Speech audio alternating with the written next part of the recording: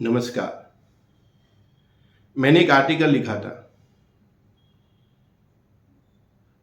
कि अब वो वक्त आ गया है कि हम पहाड़ों से, नदी, समंदर से, नदी को तो चलो समझो कि छोड़ दे, लेकिन पहाड़ों और समंदर से 35-40 किलोमीटर, 50 किलोमीटर इतना दूर अपना एक और रेसिडेंट बनाए। ऐसा क्यों बोला था? इस साल पूरे भारत में और विश्व में जिस तरह से बारिश हो रही है, उससे आपको अंदाज आ गया होगा। प्रकृति मानो ये बोल रही है तुम हटो बीच में से, समंदर बोल रहा है तुम हटो बीच में से, नदियां बोल रही है तुम हटो बीच में से, पहाड़ों से जो झरने गिर रहे हैं वो बोल रहे हैं तुम हटो बीच में से, क्योंकि हमने उनका रास्ता बहुत हद तक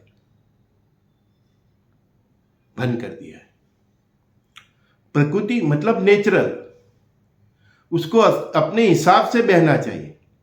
ये जो हम डैम बना रहे हैं वो भी गलत है, लेकिन हमारी मजबूरी है कि हम बना रहे हैं, ठीक है। लेकिन प्रकृति मतलब नेचुरल, उसको आप रोक नहीं सकते।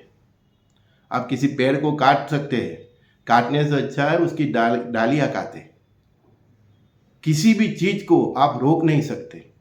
मानव बस्ती बढ़ रही है तो उसको, उसका और तरीका है, उससे आप उसको कम कर सकते हैं, लेकिन मानव को ही समाप्त नहीं कर सकते। तो मैंने इसीलिए बोला था, एक इशारा ही काफी होता है हमारा, कि हो सके सो समंदर किनारे से और पहाड़ों से कम 35-40 किलोमीटर, 25-30-35 किलोमीटर अपना दूर एक और आशियाना बनाए। क्योंकि अब हम उस दौर में आ गए हैं जहाँ प्रकृति अपने हिसाब से, अपने मूल रंग में, अपने मूल स्वभाव से अभी वो बहेगी, चलेगी, समझ गए। तो पहाड़ों पे बारिश भी गिरेगी, बहुत गिरेगी, और उसके बीच में जो भी आएगा, जो भी मानव संसाधन आएगा उसको लेके जाए। उसको क्या लेने देना आपके ये सब इंफ्रास्ट्रक्चर से? बेसिकली तो ये टोटली ब्रह्मांड एक प्रकृति का स्वरूप है। हमने अपने सुख के लिए, मौज शौक के लिए जो भी बनाया उससे उससे क्या मतलब, ठीक है ना। तो वो जो भी बीच में आएगा उसको लेके चलेगा। तो सरकारों को हमें ये सोचना पड़ेगा कि हमने नदी का बहने का जो रास्ता है उसको वहाँ पे कंस्ट्रक्शन करके उसको छोटा कर दिया है। तो नदी नाला, पहाड़ों पे हमने बहुत सारे मकान, होटल्स बना के पहाड़ों को भी मतलब उसको भी संकट में डाल दिया है।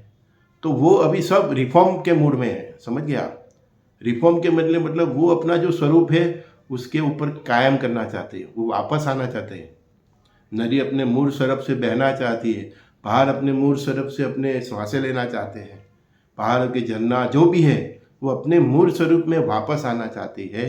तो वो उसके लिए रास्ते में जो भी आएगा उसको वो लेके जाएगा। दूसरा, हम एक प्रलय काल में जी रहे हैं, मैंने बहुत बार बताया। 2020 से 40 तक का समय ही ऐसा है, और उसमें से 2032 तक का वक्त इस ऐसा है जिसमें मानव सहज और ये प्रकृति जन्य प्रलय होता रहेगा। तो वो हिसाब से बारिश हर बार नहीं, हर साल बढ़ती ही जाने वाली है।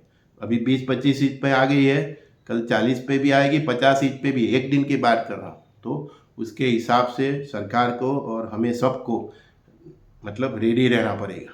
उस हिसाब से इतनी बारिश झेल सके, उस हिसाब से रास्ता बनाना पड़ेगा। हमें अपने मकान की मरम्मत ऐसी करनी पड़ेगी, कम से कम ग्राउंड+2 हो ऐसा अपना मकान होना चाहिए, ठीक है ना। बारिश से पहले हमारे घर में सब सुविधा होनी चाहिए कि पानी आ जाए, ये आ जाए तो फिर हम फूड पैकेट के इंतज़ार करें, ऐसा नहीं होना चाहिए। मतलब हमें भी अपनी मतलब जो ज़रूरियात है उसको ध्यान में रख के हर साल रेडी रहना पड़ेगा। और मैं तो यहाँ तक बोलता हूँ कि आपको 2-3 साल का अनाज, कुछ पैसे, कुछ दवाइयाँ, ये सब हर पल रखनी चाहिए। कभी भी कुछ भी हो सकता है।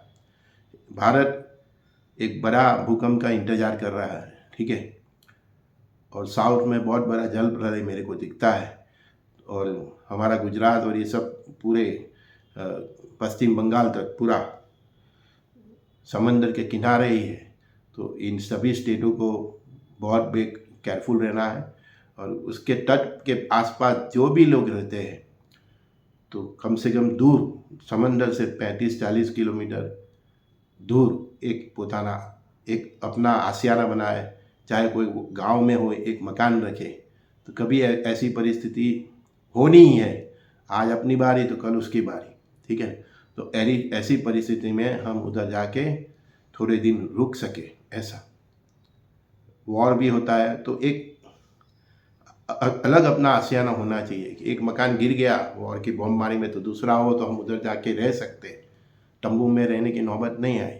40-45 लाख 50 लाख 25 लाख की आप गाड़ी लेते हो, हैं, बिन जरूरी आप सिटी में ही फ्लैटों में और इसमें इन्वेस्टमेंट करते हो, तो इससे अच्छा है कि शहर से दूर भी एक ऐसा इन्वेस्टमेंट किया जाए कि जब शहरों पे दिक्कत आए, जब नदी किनारे के एरिया में दिक्कत आए, जब समुद्र के किनारे के एरिया में दिक्कत आए, तो हमारा एक आशियाना उधर से दूर भी होना चाहिए, तो वहाँ जाके हम रह सके। 2000 अभी तो 24 चल रहा है, अभी 30-31 तक बहुत कुछ होने वाला है, आप समझ जाओ, ठीक है। परमात्मा का जो इशारा है मैं वो बता रहा हूँ, आगे तो परमात्मा की इच्छा, कल से वो चाहे तो कल से कलयुग समाप्त कर सकता है, कल से सुवर्ण युग की स्थापना कर सकता है, लेकिन सुवर्ण युग एक अच्छे युग, सुवर्ण युग की बात तो छोड़ दो, लेकिन एक अच्छे युग, एक मानवतापूर्ण युग में जाने के लिए भी, हम सबको ले जाने के लिए भी उसको भी एक अच्छा क्रिएशन करना पड़ेगा, एक अच्छी दुनिया बनानी पड़ेगी जहाँ प्रकृति अपने आप चलती हो और हम अपने आप चलते हो, समझिए। और मानव और प्रकृति का मतलब समन्वय होना चाहिए, धर्म के साथ हम जुड़े हो, सनातन धर्म की बात कर रहा हूँ। सनातन मतलब इस ब्रह्मांड का जो बेसिक धर्म है, वो हिंदू मुसलमान की मैं बात नहीं कर रहा हूँ, तो उससे मानव सभ्यता जोड़ी हो, मानव में इंसानियत हो, उसमें चरित्र हो, उसका सात्विक जीवन हो, ये सब क्रिएशन जब तक नहीं हो जाएगा तब तक ये महातांडव महादेव का रुकने वाला नहीं है।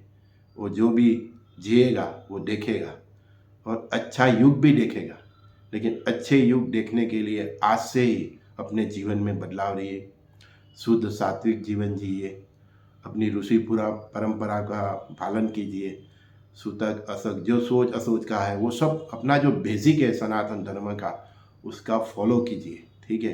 प्रकृति के साथ छेड़छाड़ मत कीजिए, ऐसा जीवन जिए कि परमात्मा हम पे राजी हो, और यही अगर वो राजी हो गया तो जो सुवर्ण युग अच्छा युग आने वाला है वो ही हमारा गेट पास होगा, ठीक है। गुरुदेव दत्त, संजय बॉडीवाला दिव्य दृष्टि का सभी दोस्तों सखाओं को प्रणाम।